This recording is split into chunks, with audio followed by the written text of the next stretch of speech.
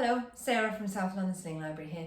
Today I'd like to talk to you about how to use the facing away, world facing or outward facing position in your Tula Explore Baby Carrier. This position is not necessary, it's something that lots of people like to do with their babies. What you'll find is that when your baby is a little bit older, so they're no longer a tiny little newborn, generally it's around about 4 to 5 months.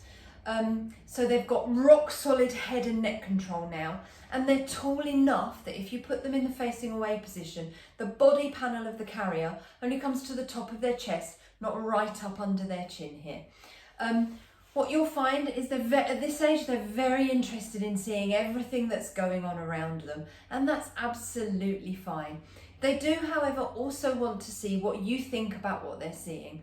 So frequently checking in with your child if they're in the facing away position, so that they can see your face. Because very often, as much as they want to see what's going on, they want to see what you think about what they're seeing. It's called social referencing. So for example, we're all at the park. My dog doesn't like dogs. And so she's having her usual barking hissy fits at another dog in the park. Your baby's thinking, what on earth is that thing making that noise over there? They look up at you, you're completely relaxed because she's a Yorkshire Terrier and you haven't even noticed. So your face is completely relaxed and your baby looks at you and goes, okay, mummy or daddy aren't bothered, then clearly it's nothing to be worried about, so I'm not going to worry about it. So it's just something to bear in mind. Frequently checking in with them is a really good idea if you're using the facing away position. Carrier manufacturers often suggest that you use the facing away position for 15 to 20 minutes. I would kind of think that you know your baby best. I would rely on how well you know your baby. If you put your baby in the facing away position and after 5 minutes they're not particularly happy, then you're going to respond to that and you're going to change them. Equally, if you've had them in the facing away position and it's been 25 minutes but you're comfortable and they're happy, then, you know, play it by ear. The one thing that I would say I'm pretty much uncompromising about, you never really want babies to sleep in the facing away position.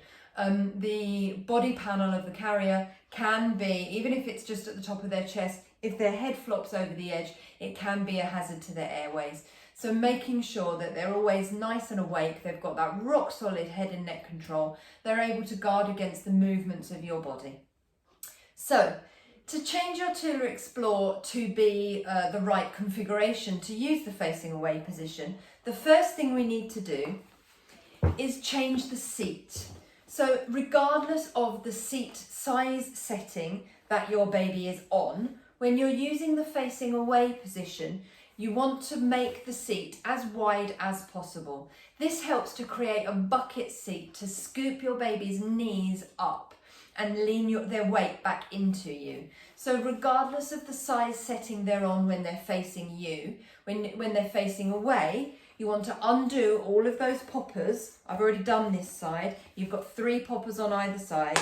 Undo the poppers, slide the fabric all the way along, and then redo all of those poppers.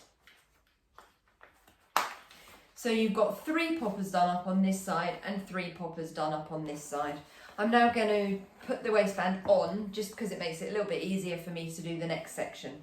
So put my waistband on, just where I would normally put it for carrying a baby of this age or size, so wherever you would usually wear your carrier. I'm then going to change the buttons on the front of my carrier. So there's a little mnemonic: outer buttons for facing in, inner buttons for facing out. So on the Tula Explore they have these buttons. You want to undo it from this button on the outer edge of the body panel and do it up on the next button in, like that. I'm just going to do exactly the same on this side. Undo it from there, do it up on here. And this then is kind of makes space for the baby's knees to come through the body panel.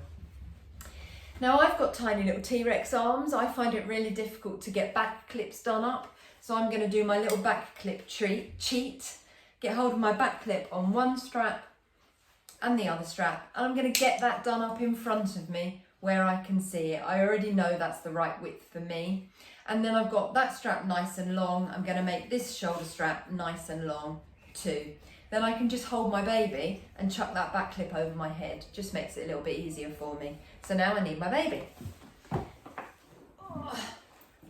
So this is Charlie. I'm just going to hold Charlie in front of me with their back against my chest, facing in the facing away position.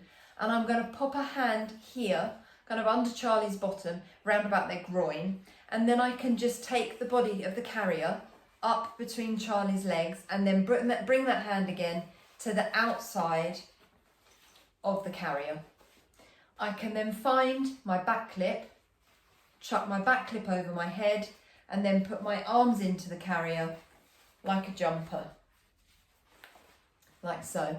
And then continuing to support Charlie, because he's not secure yet, I'm going to hold this webbing at the front of the carrier. Excuse me, Charlie, get your arm out of the way.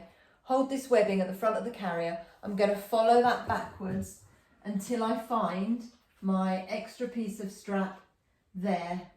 And I can then pull down and forwards. Swap the hands supporting the baby. I'm going to do exactly the same on the other side. Find my webbing, follow it backwards, find my extra piece of strap. There it is. And then I can pull that down and forwards. Once I've got those both tightened, they're roughly the same length in front of me. I know that means that the straps are symmetrical on my back, like so, ish, because, you know, human beings aren't symmetrical generally. I'm then going to pop my hands under Charlie's bottom and I'm just going to tilt Charlie's bottom away from me. And that encourages Charlie just to sit deep in that pouch. It leans their weight back into me, but it also brings their knees up. So Charlie is in the same seated position that they would be in if they were facing me, but they're facing in the opposite direction. Charlie's bottom is sitting just in front of this waistband, not on top of it, so it's not pushing the waistband forwards and into my body. The waistband is flush against my body and level at the front and back. The body panel then sits just at the top of Charlie's chest here, although Charlie is rather short torsoed, but anyway. This carrying position works well in this carrier for Charlie. Let's just find your hands. There you go, you've got long sleeves, haven't you? So, in terms of safety, when I'm using the facing away position, again, I want to make sure Charlie never falls asleep like this. I don't want their head flopping over the front edge of the body panel. If I were to hold Charlie's head against my chest, so put a hand on Charlie's forehead, do that little dip forward, I don't feel Charlie's weight pull away from me. So I know that it's snug enough. Charlie's airways are open, his chin is off his chest. At this age, like I said, he's got rock solid head and neck control. So I can hold Charlie's hands if I want to. We can talk about things. If Charlie wanted to, he could turn around and see me. The other thing is I can use a mirror if we need to talk to each other. I can use the selfie camera on my phone if we need to talk to each other as well. If you're using this position, if it's the first time you're using this position, what you might want to do is use it at home a couple of times so that your baby gets used to it, and also so that they get familiar with the fact that they can turn around and talk to you, that they still can get your attention before you go out and about in it. Watch for signs of overstimulation, which can look a lot like excitement. But as I said at the start, I generally trust that you know your babies way better than anybody else. So judge it on how well you know your baby. Just never let them fall asleep in the facing away position. To take the carrier off from this position, I'm just going to support Charlie's weight and I'm going to reach for my back clip, which I can then undo like a bra strap and slip my shoulders out. So there we are. Oh, that's how to use the facing away position with the Tula Explore Baby Carrier. I hope that helps. If you'd like to borrow a Tula Baby Carrier or any of our other slings or carriers, or you'd like to find more information about South London Sling Library and our slings and carriers, and also our infant feeding support, you can find all of that at southlondonslings.co.uk. Thank you very much, and I'll see you soon. Bye.